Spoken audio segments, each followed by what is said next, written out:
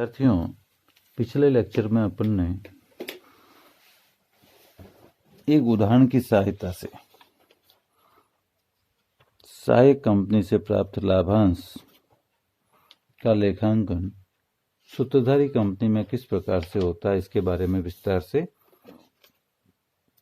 समझने की कोशिश की। और अब जानते हैं कि सूत्रधारी कंपनी को सहायक कंपनी के लाभों का वर्गीकरण करके उनका विभाजन करने के बाद तथा अंश खरीदने के बाद प्राप्त लाभांश की सही प्रविष्टि करने के बाद ही संगठित चिट्ठा तैयार करना चाहिए, क्योंकि नहीं तो चिट्ठा गलत हो सकता है। संगठित चिट्ठा मतलब कंसोलिडेटेड बैलेंस शीट बनाने की जो मुख्य मान्यता है वह यह है कि सूत्रधारी कंपनी तथा सहायक कंपनी दोनों एक ही इकाई हैं।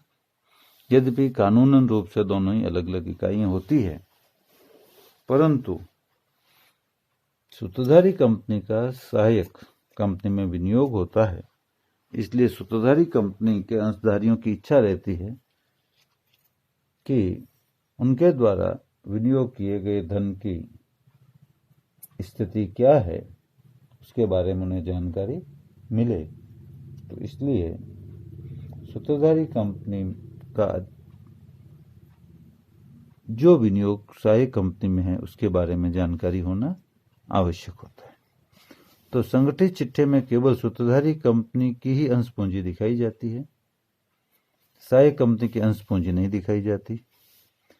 सूत्रधारी कंपनी ने सहायक कंपनी के जो अंश खरीदे हैं वे सूत्रधारी कंपनी के स्थिति विवरण में संपत्ति पक्ष में दिखाए हुए होते हैं, परंतु संगठित चिट्ठा बनाते समय ये अंश नहीं दिखाए जाते।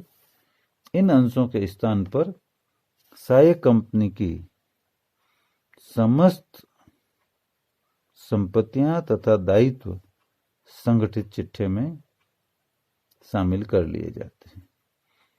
सूत्रधारी कंपनी ने चाहे सहायक कंपनी के समस्त अंश न खरीदे हों तो भी सहायक कंपनी की समस्त संपत्तियां और समस्त दायित्व सूत्रधारी कंपनी व सहायक कंपनी के संगठित स्थिति विवरण में शामिल कर लिए जाते हैं।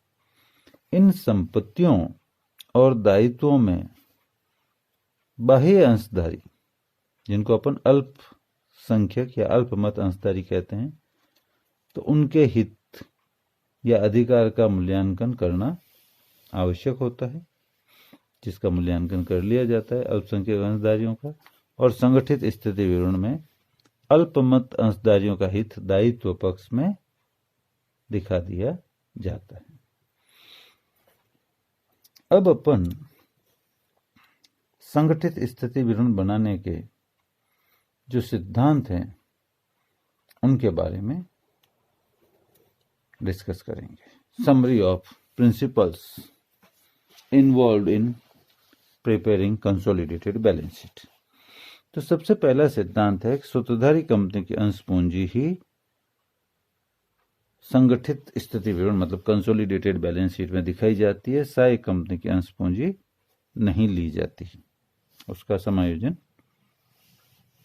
माइनॉरिटी शेयर होल्डर के इंटरेस्ट की गणना में और गुडविल कैपिटल रिजर्व की गणना में हो जाता है। इसी तरह से दूसरा सिद्धांत है सूत्रधारी कंपनी के चिट्ठे में दिए गए सहायक कंपनी के अंशों में विनियोग मतलब जो होल्डिंग कंपनी के बैलेंस शीट में सहायक कंपनी के अंशों में विनियोग नाम से जो इन्वेस्टमेंट दिखाया हुआ है उसे भी संगठित स्थिति विवरण में नहीं दिखाया जाता, क्योंकि इसका भी समायोजन गुडविल या कैपिटल रिजर्व में हो जाता है। तीसरा बिंदु है सहायक कंपनी की समस्त संपत्तियां और दायित्व सूत्रधारी कंपनी की संपत्तियां और दायित्वों में जोड़कर दिखाया जाता है, दोनों को जोड़ लिया जाता है। जो होल्डिंग की है संपत्तियां, जो होल्डिंग के दायित्व हैं, उनमें सब्सिडरी की संपत्तियां, सब्सिडरी के दायित्व जुड़ के साथ में आ जाते हैं। जैसे स्टॉक है, दोनों का जुड़ के दिखाएंगे, डेटर्स हैं दोनों के जोड़ के दिखाएंगे, BR है दोनों के जोड़ के दिखाएंगे, क्रेडिटर्स है दोनों के जोड़ के दिखाएंगे। इस तरह से समस्त संपत्तियां, चाहे फिक्स एसेट्स भी हैं, वो भी ऐसे ही जोड़ के दिखाएंगे। और कोई ऐसी संपत्ति है जो सहायक कंपनी में है, सूत्रधारी में नहीं है, तो वो यूं की यूं आ जाएगी। कोई ऐसी संपत्ति है जो सूत्रधारी में है, सहायक में नहीं है, तो वो आ जाएगी। उसमें नहीं है तो जुड़ेंगी नहीं कुछ भी।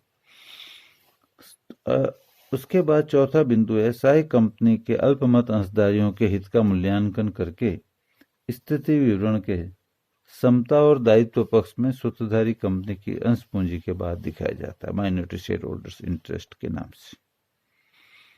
इसके बाद पांचवा पॉइंट है, ख्याति या पूंजी संचय की रकम ज्ञात करके संगठित स्थिति विवरण में यथास्थान सम्मिलित की जाती है। और छठा बिंदु है, आपसी कर्जदारी संगठित चिट्ठे में निरस्त कर दी जाती है। आपसी कर्जदारी मतलब जो आपसी व्यवहार हैं होल्डिंग और सब्सिडरी के बीच में, जैसे होल्डिंग ने कोई माल बेचा, सब्सिडरी ने खरीदा, तो होल्डिंग के देनदारों में है, सब्सिडरी के लेनदारों में, वो आपस में निरस्त हो जाएगा। लास्ट, आपसी सौदों पर अनार्जित लाभ के लिए स्कंद संचय बनाया जाएगा। जो सूत्रधारी और सहायक कंपनी के बीच में जो व्यवहार हुआ है, लेन देन हुआ है, उसमें माल का लेन देन हुआ और वो माल कोई स्टॉक में पड़ा है, तो चूंकि अब दोनों मिला के एक ही यूनिट हो गई है और कोई भी कंपनी अपना स्टॉक सेलिंग प्राइस पे नहीं दिखा सकती, तो जिसने बेचा है उसके तो वो सेलिंग प्राइस ही है, जिसने खरीदा उसकी तो लागत है, पर अब दोनों एक हो गई है तो वो सेलिंग प्राइस पे तो हो ही गया। तो जितना उसमें लाभ का हिस्सा है स्टॉक में, उसको स्टॉक संचय के रूप में घटाकर दिखाया जाएगा। मतलब आपसी सौदों पर अनार्जित लाभ के लिए स्टॉक रिजर्व बनाया जाएगा। अब अपन एक उदाहरण की सहायता से